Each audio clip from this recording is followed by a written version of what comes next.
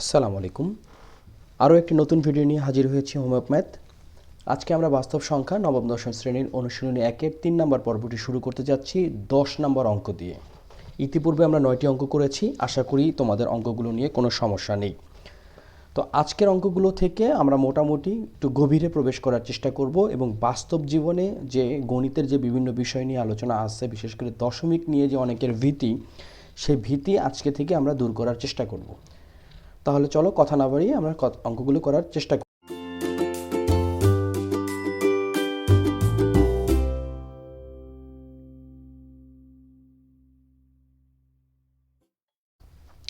প্রশ্নটা যদি খেয়াল করি, যেখানে দেওয়া আছে 0.31 এবং 0.12 এর মধ্যে দুটি অমূলদ সংখ্যা নির্ণয় করো। আচ্ছা, ফার্স্ট অফ অল হচ্ছে গিয়ে আমাদেরকে যে জিনিসটা বুঝতে হবে সেটা হচ্ছে অমূলদ সংখ্যা কী। তো অমূলদ সংখ্যা যদি আমাদেরকে বিশ্লেষণ করতে বলা হয়, আমরা যারা প্রথম লেকচারটা দেখেছি তারা আমার মনে হয় যে এই বিষয়টা নিয়ে খুব একটা সমস্যা নেই। তারপরও অমূলদ সংখ্যা কাকে বলে এটা আমরা একটু পাশে লিখে রাখি, কারণ এই জিনিসটা আমাদেরকে কাজে লাগবে। দেখো, এক কথায় আমরা বলতে পারি যে সংখ্যাকে ভগ্নাংশ আকারে প্রকাশ করা যায় না সেই সংখ্যাকে অমূলদ সংখ্যা বলে। ভগ্নাংশে প্রকাশ করা যায় না। অথবা খেয়াল করো, আরও একটা জিনিস হতে পারে যে, বা আমরা একটা জিনিস যে চিন্তা করি যে সংখ্যাগুলো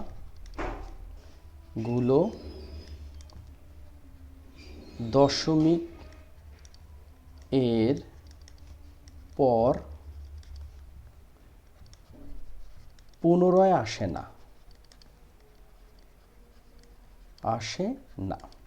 এক নম্বর ব্যাপারটা তো হচ্ছে গিয়ে ভগ্নাংশ আকারে প্রকাশ করা যায় না, অর্থাৎ আমাদেরকে লব বা হর ভাবে প্রকাশ করা যাচ্ছে না। এই যে দেখো 0.31, এটা একটা কি, এটা একটা মূলদ সংখ্যা, কারণ 31কে আমরা যদি 100 দ্বারা ভাগ করি তাহলে কিন্তু 0.31 আসতেছে। আবার 12কে যদি আমরা 100 দ্বারা ভাগ করি তাহলে কি এটা আসতেছে। কিন্তু আমাদের মধ্যে কি করতে হবে, এমন দুটি সংখ্যা নিতে হবে যেগুলো হচ্ছে অমূলদ সংখ্যা। সেটা কীরকম খেয়াল করো, আমরা যদি একটা সংখ্যা রেখা আঁকি, সংখ্যা রেখে আমরা জানি এখানে হচ্ছে 0, তারপরে ধরলাম এটা হচ্ছে 1, এটা হচ্ছে 2। তো এখানে তো কোটি কোটি সংখ্যা আছে, সেইখানেরই একটা অংশ। এই অংশটাকে যদি আমরা একটু বড় করে লিখি, খেয়াল করো যে এই হচ্ছে 0, ধরলাম এইখানে 1, এটাকে ধরো আমরা একটু বড় করে ফেললাম। তো এটা হচ্ছে 1, এটা হচ্ছে 2। তো এরকম করে 1 2 3 4 5 6 7 8 9 10। তো আমরা ধরলাম যে এই জায়গাটা হচ্ছে গিয়ে ধরলাম হচ্ছে 0.12। আবার ধরলাম, এটা জাস্ট ধরে নেওয়া মানে অ্যাজাম্পশন, আর এটা হচ্ছে গিয়ে 0.31। এখন এই যে মধ্যবর্তী অংশটা আছে, এই মধ্যবর্তী অংশটাকে থেকে আমাদেরকে দুটি অমূলদ সংখ্যা বের করতে হবে, যা কি 0.31 এবং 0.12 এর মাঝখানে। তো আমরা মনে করি এভাবে যদি লিখি, পরীক্ষার হলে তো আর আমরা এরকম দাগাদাগি করলে হবে না, আমরা এইভাবে লিখতে পারি যে মনে করি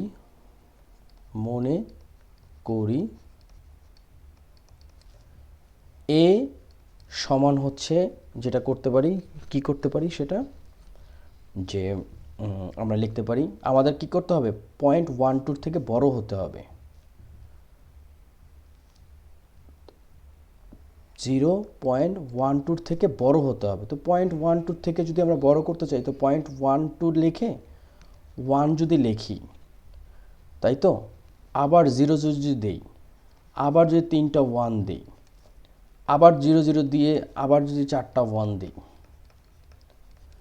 ডট ডট ডট, এগুলো কি, এটা একটা অমূলদ সংখ্যা। খেয়াল করো, একের পরে 2টা 0 আসছে, একের পরে আবার 2টা 1 আসছে, আবার 3টা 0 আসছে, আবার 4টা 1 আসছে। তার মানে কি সংখ্যাগুলোর পুনরাবৃত্তি হয় না। যদি সংখ্যাটা এরকম হইতো 0.1111, তাহলে আমরা কি লিখতে পারতাম 0.121 উপর পৌনঃপুনিক। এটা একটা কি, এটা একটা মূলদ সংখ্যা। অথবা যদি এটা এই পর্যন্তই থেমে যেত তাহলেও এটা কি হতো, একটা মূলদ সংখ্যা, কারণ এটাকে আমরা হরলবে প্রকাশ করতে পারবো। কিন্তু এখানে যেহেতু ডট ডট ডট দিয়ে দিয়েছি, সুতরাং এটা একটি অমূলদ সংখ্যা। বি সমান আমরা আরেকটা কাজ করতে পারি। বি সমান কি লিখতে পারি, যেহেতু আমরা মানে অঙ্কটা করার ক্ষেত্রে আমরা কি করব, প্রথমে লিখলাম হচ্ছে এ এত, বি লিখলাম ধরো কি লিখতে পারি 20, আবার ধরো 211 লিখলাম, আবার 2111 লিখলাম, আবার 2 দিয়ে 000 দিলাম, মানে কোনো একটা মিল নাই, তারপর একটা ডট ডট ডট দিয়ে দিলাম। এখানে কি, এটাও একটা অমূলদ সংখ্যা। তো আমরা এখানে লিখতে পারি যে কি লিখতে পারি, আমরা লিখতে পারি প্রশ্ন মতে 0. কি দেওয়া আছে এখানে 0.12 হচ্ছে লেস দেন 0.31।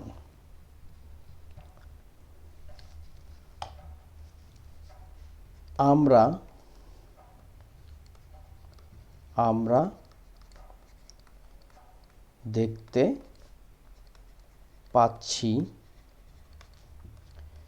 এ ও বি দুটি বাস্তব সংখ্যা। ওকে, খেয়াল করো, এই এ এবং বি দুটি বাস্তব সংখ্যা, তাই তো? এবং উভয়ই 0.12 হতে বড়, তবে 0.31 হতে ছোট। ওকে, মানে কি 0.12 হতে এ বড়, এ হতে, এ মানে কি এই যে 0.12100111, এটা তো পুরো সংখ্যাটা না লিখে এটাকে আমরা এ দ্বারা প্রকাশ করছি। খেয়াল করো, অঙ্কটা শুরু হয়েছে কিন্তু এখান থেকে। তো এখন এটা হচ্ছে গিয়ে 0.31 আর এটা হচ্ছে 2, এবং 0.12 হতে বি বড় কিন্তু 0.31 হতে ছোট। এখন খেয়াল করো, এ ও বি কে সাধারণ ভগ্নাংশে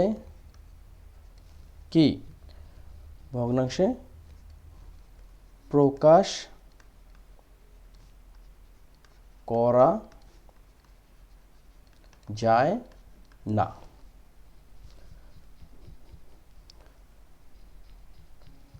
আবার 0.31 এবং 0.12 এর মধ্যে এ ও বি অবস্থিত,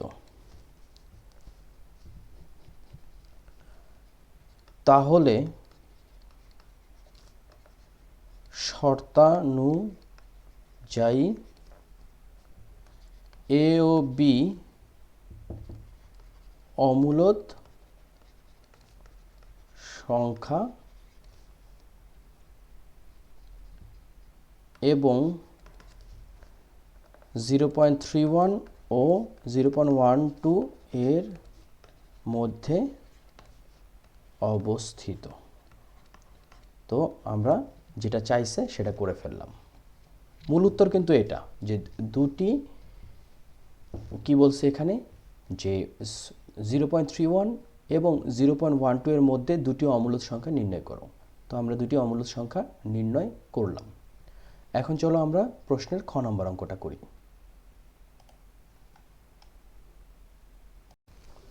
10-এর খ যদি খেয়াল করি, ক যদি আমরা বুঝতে পারি, খ ইনশাল্লাহ বুঝতে পারবো। খ একই রকমই সহজ অঙ্ক। তো দেখো এখানেও দুটি সংখ্যা দেওয়া আছে, একটা হচ্ছে 1/√2 এবং √2 এর মধ্যে একটি মূলদ এবং একটি অমূলদ সংখ্যা নির্ণয় করো। তো মূলদ এবং অমূলদ সংখ্যা সম্বন্ধে আমাদের ইনশাল্লাহ একটা ধারণা হয়ে গেছে। তারপরেও তোমরা প্রথম পর্বটা দেখতে পারো যেখানে মূলদ এবং অমূলদ নিয়ে আলোচনা করা হয়েছে। মূল ব্যাপার হচ্ছে গিয়ে একটাতে লব ডিভাইডেড হর আছে,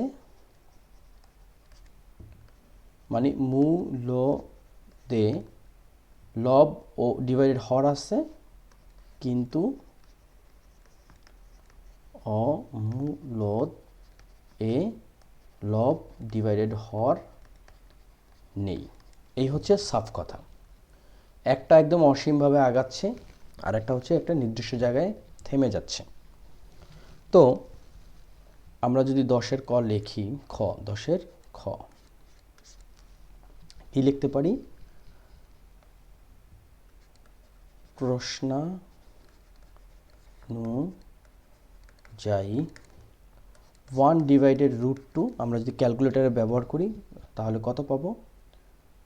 0.7071067 ...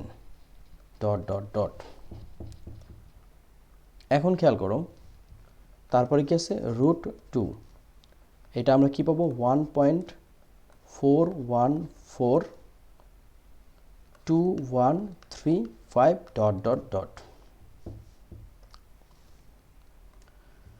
তো একটা জিনিস খেয়াল করো, 1/√2 ইকুয়ালস টু যে 0.07106 ... দিলাম, অনেক ক্যালকুলেটরে কিন্তু পুরোটা আসবে না।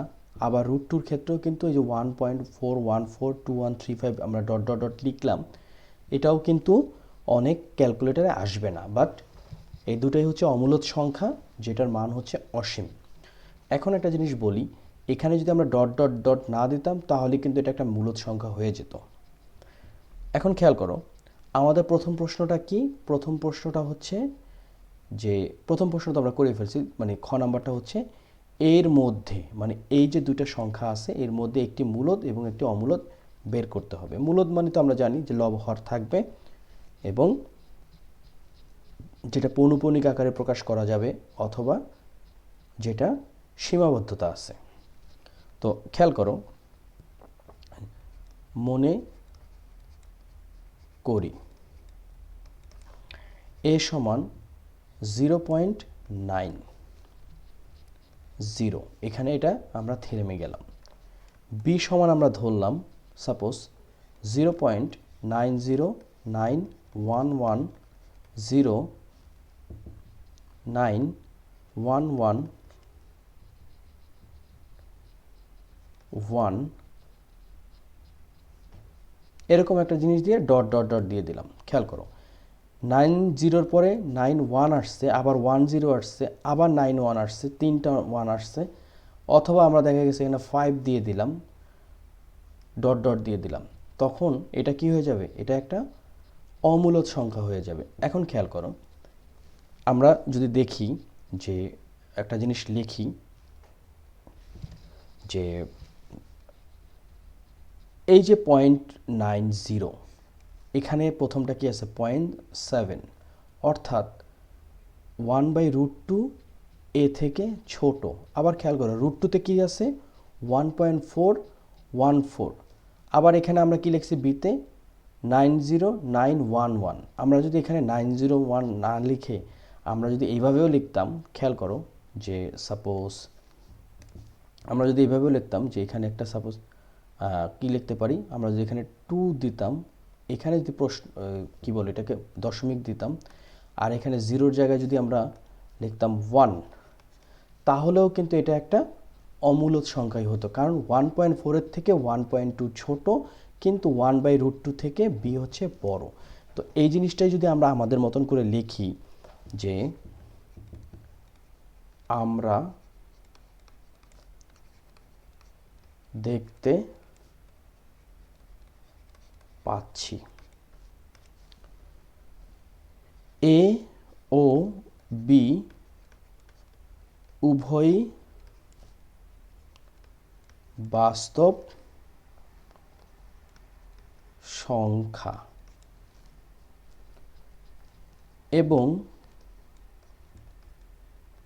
এবংটা কি? এবং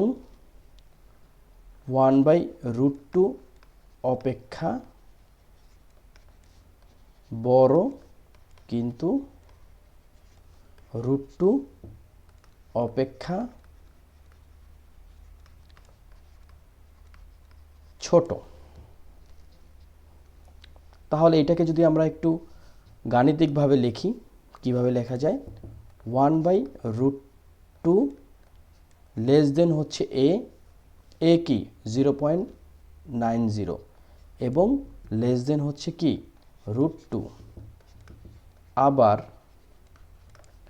1/√2 হতে বি বড়, কিন্তু √2 হতে ছোট। আমরা আরও দেখতে পাচ্ছি, সেটা কি দেখতে পাচ্ছি? a equals to 0.80 কে ভগ্নাংশের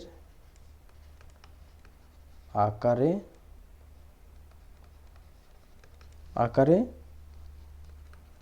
প্রকাশ করা যায়। সেটা কেমন হতে পারে খেয়াল করো। 80কে আমরা যদি 100 দ্বারা ভাগ করি তাহলে কিন্তু 0.80 হয়ে যাচ্ছে। সুতরাং 0.80 একটি মূলদ সংখ্যা, কিন্তু বিকে ভগ্নাংশ আকারে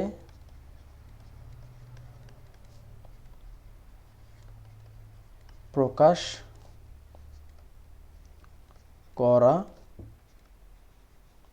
যায় না। বিকে ভগ্নাংশ আকারে প্রকাশ করা যায় না, কিন্তু বিকে ভগ্নাংশ আকারে প্রকাশ করা যায় না, তাই বি হচ্ছে অমূলদ সংখ্যা। তো 10-এর ক্ষয়ে যে প্রশ্নটা ছিল যে 1/√2 এবং √2 এর মধ্যে একটি মূলদ, একটি অমূলদ সংখ্যা এবং একটি অমূলদ সংখ্যা নির্ণয় করো, যেটা আমরা কিন্তু করে ফেলছি। মূলদ সংখ্যাটা কি আমরা যদি একটু মার্ক করি, a equals to 0.90 হচ্ছে মূলদ সংখ্যা, অপরদিকে b হচ্ছে কি এই যে এটা 1.29091109 ... যা লিখি ডট ডটের পরে সেটা মোটামুটি একটা অমূলদ সংখ্যা হয়ে যাচ্ছে। তো দেখো এখানে কিন্তু সিকোয়েন্সে কিন্তু মিলছে না। 2-এর পরে 9 আসছে, 9-এর পরে 0 আসছে, 0-এর পরে আবার 9 আসছে, 9-এর পরে 1 আসছে, 1-এর পরে 1 আসছে, আবার 0 আসছে, মানে সিকোয়েন্সটাও কিন্তু মিলল না। তো এটা একটা অমূলদ সংখ্যা। তো আমার মনে হয় তোমরা সবাই বুঝতে পারছো। 10-এর খ নাম্বারটা করলাম। চলো আমরা এই পর্বে আর একটা অঙ্ক করি। 11-র ক যদি একটু খেয়াল করি, এই জিনিসটা একটু বুদ্ধির ব্যাপার স্যাপার আছে। প্রশ্নটা যদি দেখো যে যে কোনো বিজোড় পূর্ণ সংখ্যার বর্গ একটি বিজোড় সংখ্যা, সেটা কিভাবে খেয়াল করো। আমরা ইংরেজিতে লিখছিলাম, ইংরেজিতেই লিখি। 1 3 5 7 11 13 এগুলো সবই কি বিজোড় সংখ্যা। এলোমেলোভাবে রাখলাম।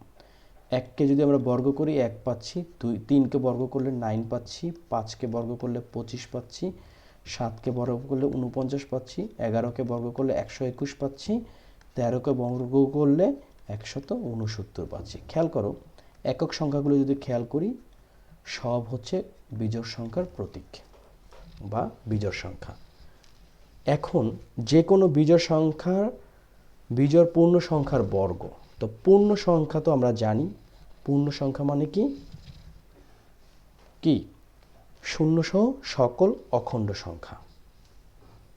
একটা জিনিস আমরা একটু লিখে রাখি, শূন্য সহ সকল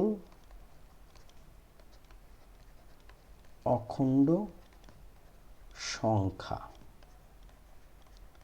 সংখ্যা সেটা কি হচ্ছে পূর্ণ সংখ্যা। ওকে, আবার খেয়াল করো, এটা যদি -5 হতো, তাকে যদি আমরা বর্গ করতাম তাহলে কি দাঁড়াতো 25 হতো, সেটাও কি একটি বিজোড় সংখ্যা। এখন এই বিষয়টা আমাদের কি করতে হবে, প্রমাণ করতে হবে। তাহলে আমরা কি লিখতে পারি, ক নাম্বারটা করছি, মনে করি। সেটা কি, মনে করি n হচ্ছে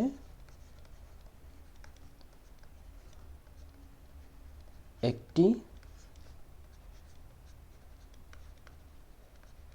বিজোড় সংখ্যা। সুতরাং n সমান হচ্ছে 2x - 1। এখন খেয়াল করো, তার আগে আরেকটা জিনিস আমরা লিখে রাখি,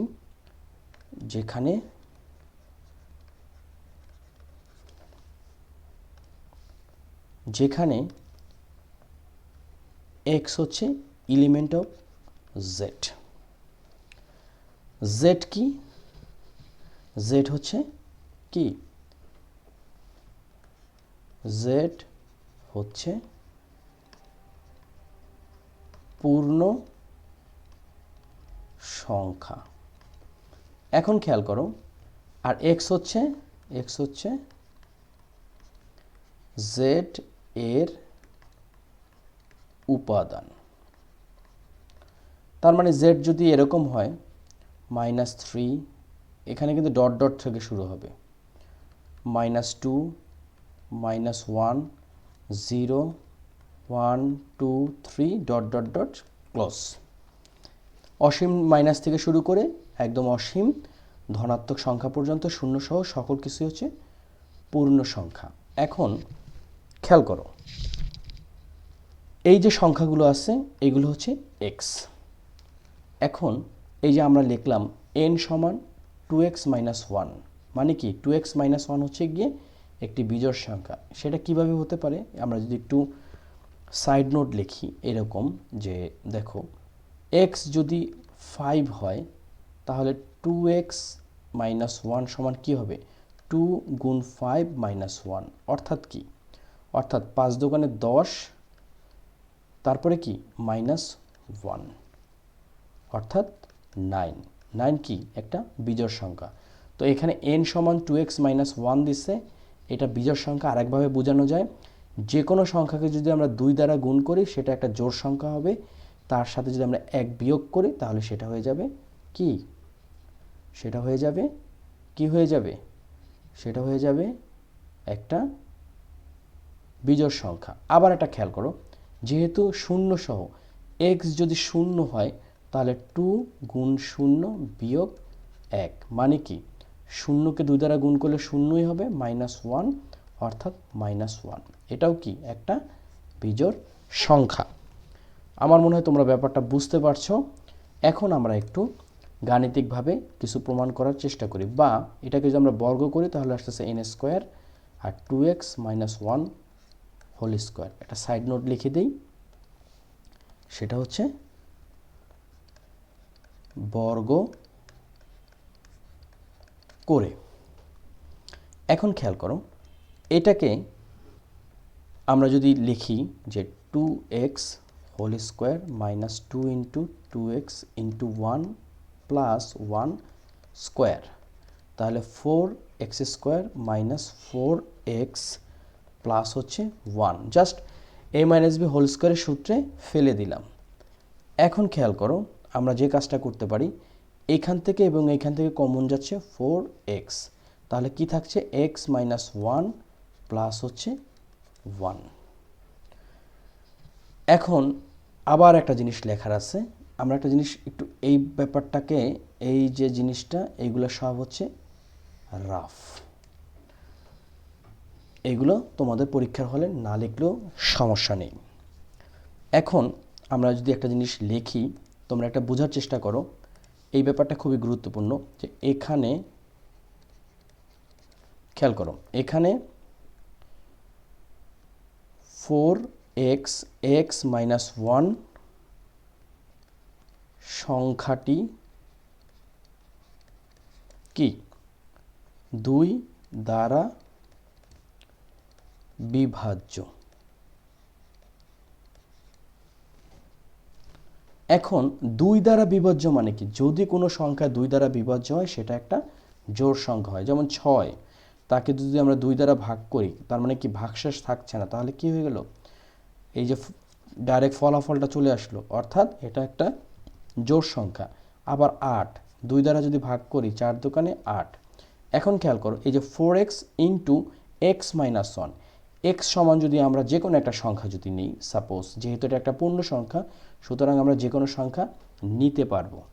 তাহলে কি দাঁড়াচ্ছে, আমরা যদি এটাকে যদি সাপোজ 3 ধরি, তাহলে 4 গুণ 3, এখানে হচ্ছে 3 বিয়োগ 1, তাহলে কি দাঁড়াচ্ছে 3 4 12 গুণ 2 মানে 24। 24 কি 2 দ্বারা বিভাজ্য, যেহেতু 2 দ্বারা বিভাজ্য অর্থাৎ সেটা কি 4x ইন্টু এক্স মাইনাস 1 হচ্ছে জোড় সংখ্যা। পৃথিবীর যে কোনো সংখ্যা যদি আমরা এখানে বসাই, তাহলে আমরা দেখব যে এটা একটা জোড় সংখ্যায় পরিণত হয়েছে। এখন খেয়াল করো যে আমরা যদি খেয়াল করো যে আমরা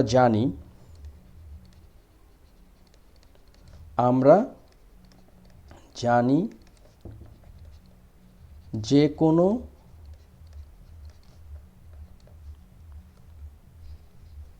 জোড় সংখ্যার সাথে, তাই না, জোড় সংখ্যার সাথে 1 যোগ করলে সংখ্যাটি বিজোড় হবে। তাহলে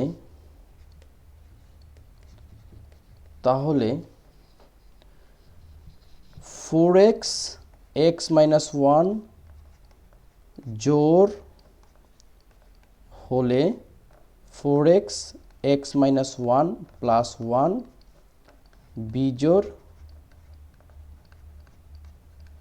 সংখ্যা।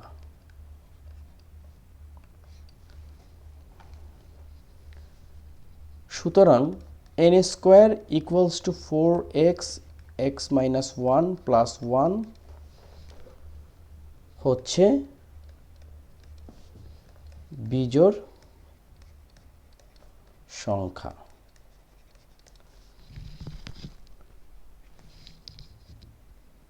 তাহলে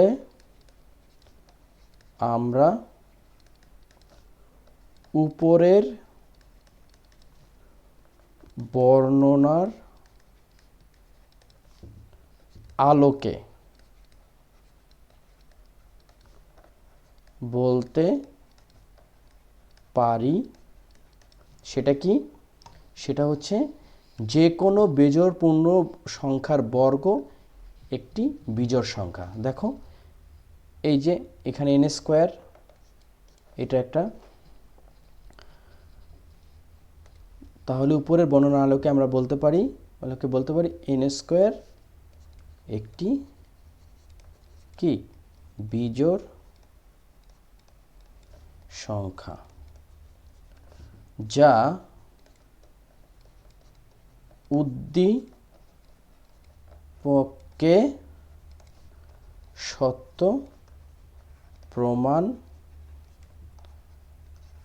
করে। প্রশ্নটা হঠাৎ করে দেখে মনে হবে যে অনেক কিছু লেখা, আসলে একই জিনিসই বারবার ঘুরিয়ে পেঁচিয়ে লেখা হয়েছে। দুই দ্বারা বিভাজ্য কোনো সংখ্যা যদি দুই দ্বারা বিভাজ্য হয় তার মানে সেটা হচ্ছে জোড় সংখ্যা, তার সাথে এক যোগ করলে সেটা বিজোড় হয়। এটা পৃথিবীর সবাই জানে, আমরাও জানি। তাহলে এখানে n square equals to 4x into x minus 1 plus 1 স্বাভাবিকভাবে একটা বিজোড় সংখ্যা। এই যে আমরা একটা বর্ণনা দিলাম, এতে প্রমাণিত হয় n স্কোয়ার একটি বিজোড় সংখ্যা যা উদ্দীপককে সত্যতা প্রমাণ করে। উদ্দীপকটা কী ছিল? যে কোনো বিজোড় পূর্ণ সংখ্যার বর্গ একটি বিজোড় সংখ্যা, অর্থাৎ n স্কোয়ার হচ্ছে কি একটি বিজোড় সংখ্যা। n স্কোয়ার কি? একটি বর্গ, তাই তো? তো আমরা আশা করি অঙ্কটা বুঝতে পেরেছি। চলো আমরা এখন 11-র খ নম্বর অঙ্কটা করি।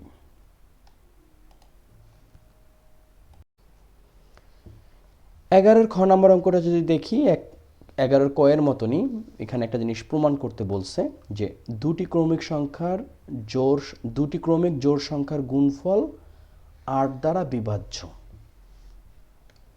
এখন প্রশ্ন হচ্ছে গিয়ে ক্রমিক সংখ্যা কি? ক্রমিক সংখ্যা হচ্ছে গিয়ে পরপর যে সংখ্যা, যেমন 1 2 3 4 5 6 এরকম করতে করতে এগুলো হচ্ছে কি ক্রমিক সংখ্যা।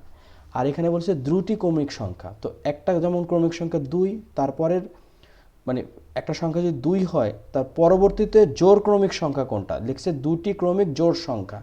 তো পরের একটা যদি হয় 2, পরেরটা হলো 4, তারপরেরটা হলো 6, তো স্বাভাবিকভাবে তারপরেরটা হবে 8। এইগুলো হচ্ছে কি জোড় ক্রমিক সংখ্যা। ওকে, এখন প্রশ্ন হচ্ছে যে সংখ্যার গুণফল 8 দ্বারা বিভাজ্য। তো খেয়াল করো, আমরা যদি 4 আর 6 এটা কি জোড় ক্রমিক সংখ্যা, গুণ করলে কত আসবে? 4 6 24। 8 দ্বারা বিভাজ্য মানে কি? এটা 8 দ্বারা ভাগ যাবে, 24কে 8 দ্বারা ভাগ করলে 3 আসবে। আবার খেয়াল করো, আমরা যদি পরপর দুইটা ক্রমিক সংখ্যার হিসাব করি, একটা হচ্ছে ধরলাম 12, তারপর একটা কত 14। তো 12 আর 14 যদি আমরা গুণ করি কত পাবো? যদি ক্যালকুলেটরে ব্যবহার করি, যে 12 গুণ 14 মানে কত? 168। আমরা লিখতে পারি 168। এটাকে যদি আমরা 8 দ্বারা ভাগ করি, 8 দোকানে 16, 8 একে 8, অর্থাৎ 21। তো এটা কি 168ও 8 দ্বারা বিভাজ্য হলো। তো এটাকে আমরা কিভাবে প্রমাণ করব? আমরা এবার যেটা করতে পারি, আমরা তো উদাহরণ দিলাম, এখন আমরা বর্ণনা করার চেষ্টা করব। তো মনে করি দুটি ক্রমিক জোড় সংখ্যা যথাক্রমে একটা ধরলাম 2x আর একটা ধরলাম এবং 2x প্লাস 2। কোনো সংখ্যাকে যদি আমরা 2 দ্বারা গুণ করি, এবং এটা কি এখানে যেখানে x element of natural number. তো nটা কি? n হচ্ছে কি? n হচ্ছে 0 সহ না, n হচ্ছে সকল ধনাত্মক, তাই না? ধনাত্মক পূর্ণ সংখ্যা। তো পূর্ণ সংখ্যা কি আছে? মাইনাস থেকে শুরু করে একদম প্লাস পর্যন্ত 0 সহ সকল জিনিস আছে, অখণ্ড। আর সেইটা থেকে খেয়াল করো, আমরা যদি এভাবে লিখি, দেখো 1 2 3 4, 1 2 3 4, আর এখানে হচ্ছে -1 -2 -3। এখানে এটা অ্যারো দিয়ে দিলাম, মানে এদিকেও আছে। তো এই পুরো বিষয়টা হচ্ছে এখানে শূন্য সহ পূর্ণ সংখ্যা, অর্থাৎ এই যে পুরোটা এটা হচ্ছে পূর্ণ সংখ্যা। তবে সাধারণ বা স্বাভাবিক সংখ্যা কি, সেটা হচ্ছে গিয়ে 1 থেকে সকল পূর্ণ সংখ্যা। তো পূর্ণ সংখ্যা তো সবই, অখণ্ড সংখ্যাগুলো হচ্ছে পূর্ণ সংখ্যা। আর ধনাত্মক পূর্ণ সংখ্যা যতটুকু সেটা হচ্ছে কি স্বাভাবিক সংখ্যা, স্বাভাবিক সংখ্যা যেটাকে n দ্বারা প্রকাশ করা হয়, অর্থাৎ n সমান 1 2 3 4 ডট ডট ডট ডট। তো এখন আমরা যদি x এর মান 2 বসাই, তাকে যদি 2 দ্বারা গুণ করি তাহলে আসতেছে 4। এখন আবার খেয়াল করো, এটা হলো 2x, যেখানে x সমান 2, আর 2x প্লাস 2 কি আসবে দেখো, এইটা হলো 4, তার সাথে যদি আমরা 2 যোগ করি তাহলে কত আসবে 6। তো 4-এর পরে 6 ক্রমিক জোড় সংখ্যা হয়ে গেল। ঠিক তদ্রূপ আমরা যদি x সমান যদি 5 বসাই তাহলে 2x মানে কি 5 ইন্টু 2 অর্থাৎ 10, তার সাথে আবার যদি 2 যোগ করি 12, তার মানে কি 10 এবং 12 হচ্ছে কি দুটি ক্রমিক জোড় সংখ্যা। 10 একটি জোড় সংখ্যা, 12 একটি জোড় সংখ্যা, এবং যেটা পরপর অবস্থিত। এখন আমরা যদি করি যে সংখ্যা দুটির গুণফল, এখানে এইগুলো হচ্ছে সব রাফ সংখ্যা দুটির গুণফল। তো গুণফল কি হবে 2x, আর এখানে 2x প্লাস 2। তাহলে গুণ করলে কি দাঁড়াচ্ছে খেয়াল করো, এখানে আসতেছে কি 4x স্কোয়ার প্লাস আর কি আসতেছে 2x 4x।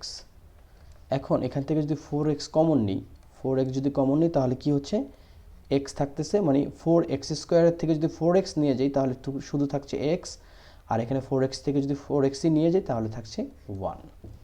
এখানে আমরা এখন দুটো জিনিস পেলাম, একটা হচ্ছে 4x আর একটা পেলাম হচ্ছে কি x প্লাস 1। এখন খেয়াল করো আমরা এটাকে এখন কি করতে পারি, এখানে খেয়াল করো এখানে x ও x প্লাস 1 দুটি ক্রমিক স্বাভাবিক সংখ্যা।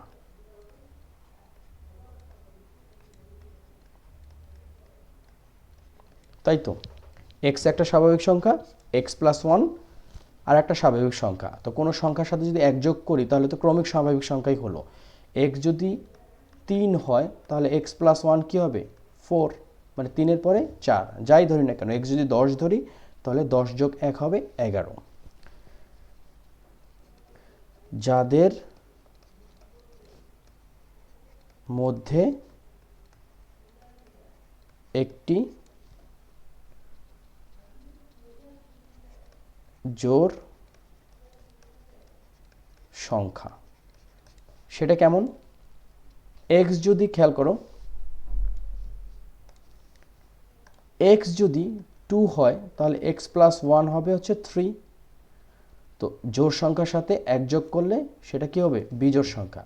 আবার x যদি 3 হয় তার সাথে 1 যোগ করলে কত হবে 4, অর্থাৎ কি একটা জোড় সংখ্যা আর একটা বিজোড় সংখ্যা। তাহলে কি হলো x ও x প্লাস 1 দুটি ক্রমিক স্বাভাবিক সংখ্যা যাদের মধ্যে একটি জোড় সংখ্যা। ওকে, এদের গুণফল কি,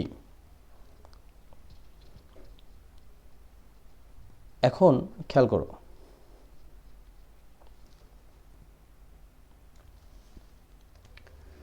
এদের গুণফল কি হবে? এদের গুণফল জোড় হবে। মানে কি, একটি বিজোড় সংখ্যার সাথে আরেকটি জোড় সংখ্যা যদি গুণ করি, মানে 5 গুণ 4, খেয়াল করো 4-এর ক্রমিক সংখ্যা হচ্ছে 5, এই দুটো যদি গুণ করি তাহলে 20 আসবে। 20 কি? একটি জোড় সংখ্যা, অর্থাৎ এদের গুণফল জোড় হবে এবং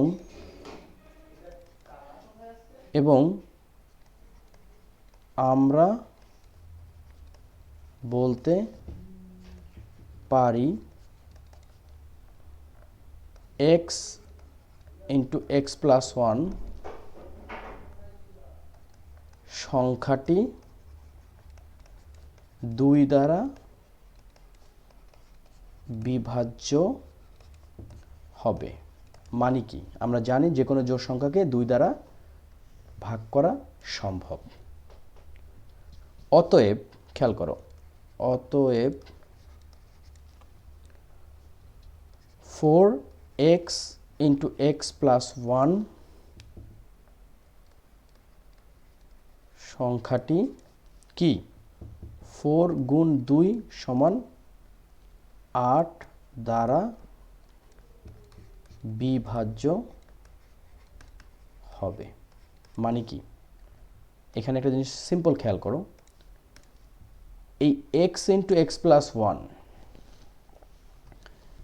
আমি যদি একটু লাইট করে দেখাই, x ইন্টু এক্স প্লাস 1 হচ্ছে একটি জোড় সংখ্যা যেটা 2 দ্বারা বিভাজ্য।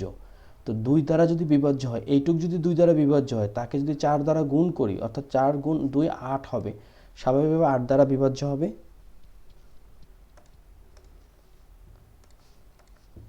তাহলে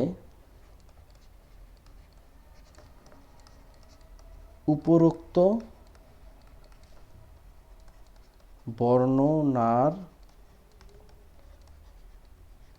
আলোকে বলতে পারি, উপরোক্ত বর্ণনার আলোকে বলতে পারি 4x প্লাস 1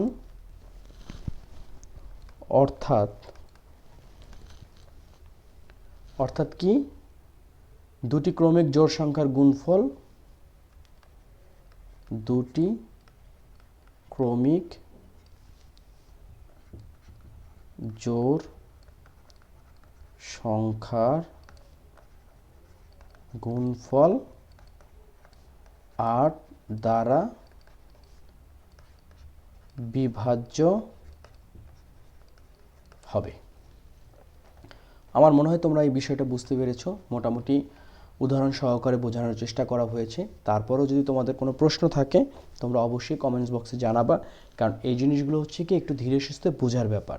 তুমি যে টেনে টেনে দেখো, আমি জানি যে অনেকে অঙ্কগুলো টেনে টেনে দেখে, তো টেনে টেনে হ্যাঁ একটা ব্যাপার আছে, তোমার যদি ধারণা ভালো থাকে তুমি একদম শেষ পর্যন্ত গিয়ে একটা স্ক্রিনশট নিয়ে নিলা, তোমার অঙ্কটা পেয়ে গেলা।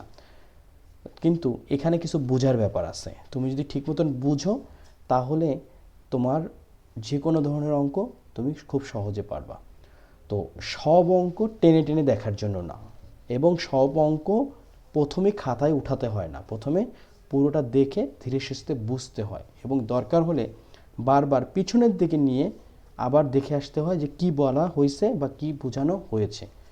তোমরা যার ভিডিওই দেখো না কেন, তোমরা অবশ্যই গণিতের ব্যাপারগুলো টেনে টেনে দেখবা না।